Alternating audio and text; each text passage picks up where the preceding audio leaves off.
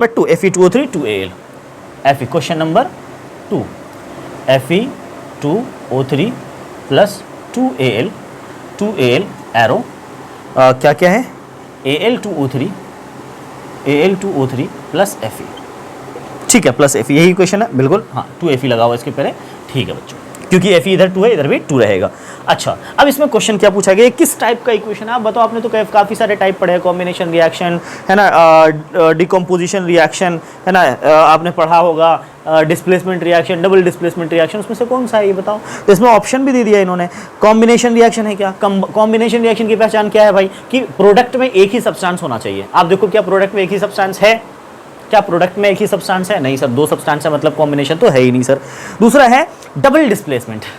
Double displacement में आपको इस प्रोडक्ट साइड में दो कंपाउंड्स दिखने चाहिए, एलिमेंट नहीं, कंपाउंड्स दिखने चाहिए। तो सर एक तो कंपाउंड ये दिख रहा है, लेकिन ये दूसरा कंपाउंड नहीं है, तो एलिमेंट है सर, Fe एलिमेंट है सर, एक एटम है, मतलब कंपाउंड नहीं दिखने चाहिए, मतलब दोनों कंपाउंड दिखने चाहिए, सॉरी एलिमेंट नहीं दिखने चाहिए, राइट। तो क्या दोनों तरफ कंपाउंड दिख रहा है, नहीं सर नहीं दिख रहा, मतलब डबल डिस्प्लेसमेंट भी नहीं है। डबल डिस्प्लेसमेंट की पहचान है बच्चों। थर्ड वन कह रहा है डिकम्पोजिशन रिएक्शन। अरे भाई डिकम्पोजिशन रिएक्शन कैसे हो जाएगा, डिकम्पोजिशन रिएक्शन की पहचान क्या बताई थी। डिकम्पोजिशन रिएक्शन की पहचान है कि रिएक्टेंट साइड में सिर्फ एक ही सब्सटेंस हो। क्या एक ही सब्सटेंस है डिकम्पोजिशन में, नहीं, तो इसका मतलब डिकम्पोजिशन भी नहीं है, तो बचा एक, क्या है, डिस्प्लेसमेंट रिएक्शन। यस बिल्कुल, क्यों, क्योंकि जो Al है वो Fe से ज्यादा रिएक्टिव है, Al ने Fe को डिस्प्लेस कर दिया, खुद यहाँ बैठ गया, देखो Al2O3 और Fe को साइड कर दिया, मतलब इस तरह से जनरली हमारा जो है Fe डिस्प्लेस हो गया, और इस तरह से इक्वेशन डिस्प्लेसमेंट रिएक्शन हो गया, मतलब option number D will be correct, ठीक है। Option number D will be answer जो हो जाएगा बच्चों, वो क्या होगा, option number D.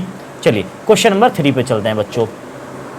Question number 3 पे, क्वेश्चन नंबर 3 कह रहा है what happens when dilute hydrochloric acid is added to the iron filings. अच्छा जी, क्या होता है जब डाइल्यूट हाइड्रोक्लोरिक एसिड, डाइल्यूट छोड़ो, अभी हाइड्रोक्लोरिक एसिड HCl की बात कर रहे हैं, is added to the iron filings. इसके लिए इक्वेशन लिख लेते हैं। हाइड्रोक्लोरिक एसिड क्या होता है बच्चों, हाइड्रोक्लोरिक एसिड HCl, ठीक है, और इसमें आयरन फिलिंग्स मतलब आयरन डाला जा रहा है, फिलिंग्स को छोड़ो, है ना, एलिमेंट कौन सा डाला जा रहा है, आयरन की बात करते हैं, आयरन डाला जा रहा है, ठीक है बच्चों, ओके। अच्छा चलिए, अब क्या कह रहा है, क्या होता है जब हम हाइड्रोक्लोरिक एसिड और आयरन फिलिंग्स को ऐड करते हैं। टिक द करेक्ट स्टेटमेंट, पहले देख लेते हैं क्या होता है, उसके बाद स्टेटमेंट तो देख ही लेंगे। देखो इसको कंप्लीट करो, FeH को डिस्प्लेस कर देगा, FeCl के साथ आ जाएगा, तो बना लेगा FeCl3 बच्चों, ठीक है। ये ध्यान रखना है आपको कि FeCl के साथ हमेशा 3 लगाता है, ओके, और H जो है वो साइड आ जाएगा सर, यहाँ H2 बना लेगा, इसको बैलेंस कर लीजिएगा आप, ठीक है। इसमें क्वेश्चन क्या है, ऑप्शन क्या है, ऑप्शन देखो, ऑप्शन में कह रहा है hydrogen gas and iron chloride are produced. Hydrogen gas and iron chloride are produced. अच्छा ये तो पहला ही स्टेटमेंट करेक्ट लग रहा है, इसमें तो पहला स्टेटमेंट करेक्ट लग रहा है, यस, लेकिन फिर भी पढ़ लेते हैं, सब पढ़ेंगे, ऐसा एग्जाम में मत करना, पहला स्टेटमेंट करेक्ट है छोड़ दो, ऐसा नहीं, सबको पढ़ो। Chlorine gas and iron hydroxide are prepared. Chlorine gas तो कहीं दूर दूर तक नहीं बन रहा, तो पहले इसको साइड कर दो, ये भी गलत हो गया, ये गलत है, ठीक है। Third, no reaction takes place, ऐसा हो ही नहीं सकता भाई, Fe हाइड्रोजन से ज्यादा रिएक्टिव है, तो Fe तो आराम से क्या कर देगा, डिस्प्लेस कर देगा। आपने पढ़ा है ना रिएक्टिविटी सीरीज, ठीक है, क्या मैंने रिएक्टिविटी सीरीज को एक अच्छे से ट्रिकली समझाया हुआ, लिंक मैंने डिस्क्रिप्शन बॉक्स में दे दिया है, जाके चेक करना, ट्रिकली याद करवाया, काना का मगल जिंदगी, फिर से थोड़ा शेर व शायरी बना करके, तो आपको याद आ जाएगा, ठीक है।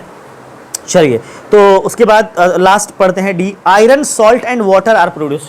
क्या बात कर रहा है, वाटर तो कुछ बन ही नहीं रहा, हाइड्रोजन बन रहा है, मतलब पहला स्टेटमेंट करेक्ट होगा इसके अंदर, ठीक है। इसका जो आंसर होगा बच्चों, आंसर विल बी ए, ठीक है। चलो इसके लिए आपको रिएक्शन थोड़ा सा आना चाहिए कि कैसे कौन किसको डिस्प्लेस करता है, रिएक्टिविटी सीरीज याद रखो आप, है ना, ताकि आपको आसानी हो जाए।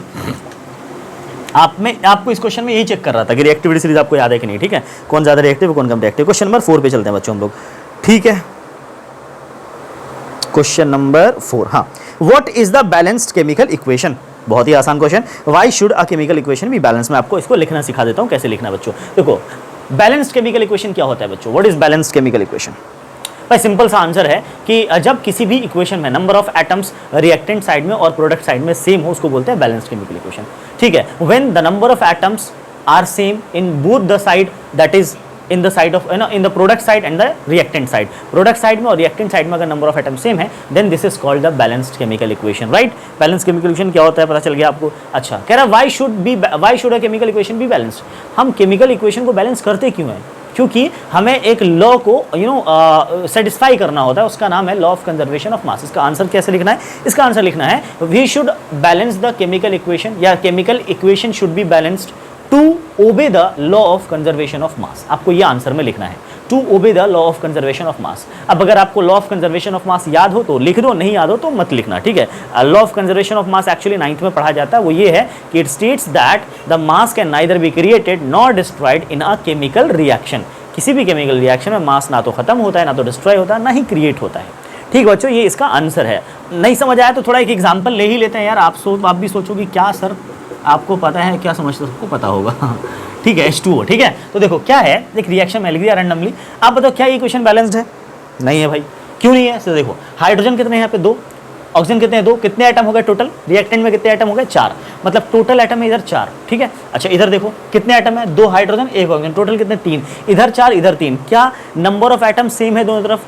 क्या इंसाफ हो रहा है यहाँ पर? नहीं हो रहा, मतलब नंबर ऑफ एटम्स डिफरेंट है सर। तो ये अनबैलेंस्ड केमिकल इक्वेशन है, अनबैलेंस स्केलेटल केमिकल इक्वेशन कहलाता है। अनबैलेंस केमिकल इक्वेशन को स्केलेटल केमिकल इक्वेशन भी कहते हैं। तो स्केलेटल केमिकल इक्वेशन है। क्या इसको हम बैलेंस कर सकते हैं सर? यस बिल्कुल बैलेंस कर सकते हैं, ठीक है। क्यों बैलेंस करते हैं? ताकि दोनों तरफ मास भी इक्वल हो जाए। जब नंबर ऑफ, आप खुद सोचो, जब number of atom he equal नहीं होंगे तो मास कहां से इक्वल होगा? तो हम क्या करते हैं, इसको बच्चों बैलेंस करने की कोशिश करते हैं, ठीक है। बैलेंस करने के लिए हमें वही तरीका अपनाना है जो मैंने आपको पहले से बता रखा है, ठीक है। क्या बता रखा है बच्चों? इधर 2 हाइड्रोजन है, इधर 2 हाइड्रोजन, बिल्कुल करेक्ट है सर। ऑक्सीजन 2 है, इधर 1 है, मतलब इधर 2 से मल्टीप्लाई कर देंगे। अच्छा अब देखो जैसे 2 से इसका मल्टीप्लाई किया, 2 ऑक्सीजन तो हो गए, लेकिन हाइड्रोजन बढ़ गया, 2 2 4 हाइड्रोजन, इधर 2 ही हाइड्रोजन है, तो हम क्या करेंगे, इधर भी 2 से मल्टीप्लाई कर देंगे। तो इस तरह से हमारा जो है इक्वेशन बैलेंस हो। आप चेक करो, आप 2 2 4 हाइड्रोजन 2 ऑक्सीजन, कितने हो गए टोटल? 6 एटम इधर हो गए। इधर देखो 2 2 4 हाइड्रोजन और 2 ऑक्सीजन, मतलब इधर भी 6 एटम हो गए। ये 2 इसका भी होता है और ये 2 इसका भी होता है, तो इसका मल्टीप्लाई होता है, ध्यान रखना बच्चों। 2 2 4, इधर भी 6 एटम, इधर भी 6 एटम। इस तरह से हमारा जो इक्वेशन है वो बैलेंस हो चुका है। तो हम इस तरह से बैलेंस करते हैं और इसको बैलेंस्ड इक्वेशन कहा जाता है। कब? जब number of atoms are same in both side of arrow, that is in reactant side and product side. Okay बच्चों, ठीक है।